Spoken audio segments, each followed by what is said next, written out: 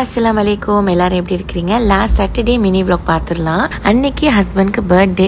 So அதுக்காக கொஞ்சம் market போயிட்டு திங்ஸ் எல்லாமே வாங்கிட்டு வர வழியில் செம்ம வெயில். ஸோ அதனால இளநியுமே மார்க்கெட்லேயே வாங்கிட்டு வீட்டுக்கு வந்துட்டோம். வந்ததும் பிரேக்ஃபாஸ்ட்லாம் சாப்பிட்டுட்டு இளநீ நல்லா சில்லுன்னு குடிச்சிட்டு தான் லஞ்ச் வேலையை ஆரம்பிச்சது. ஸோ அன்னைக்கு பிரியாணி தான், சிக்கன் பிரியாணி பாகிஸ்தான் மசாலா போட்டு செஞ்சுருந்தேன். அது கூடயே கேசரி, ரைத்தா, அப்புறம் சிக்கன் 65 இந்த மாதிரி தான் இருந்துச்சு. இந்த பாகிஸ்தானி பிரியாணி மசாலா ஷான் பிராண்ட் சூப்பராக இருக்கும்னு சொல்லுவாங்க. எனக்கு அது கிடைக்கல, நேஷனல் தான் கிடைச்சிச்சு. ரெண்டுமே சேம் அப்படிங்கிற மாதிரி தான் சொன்னாங்க.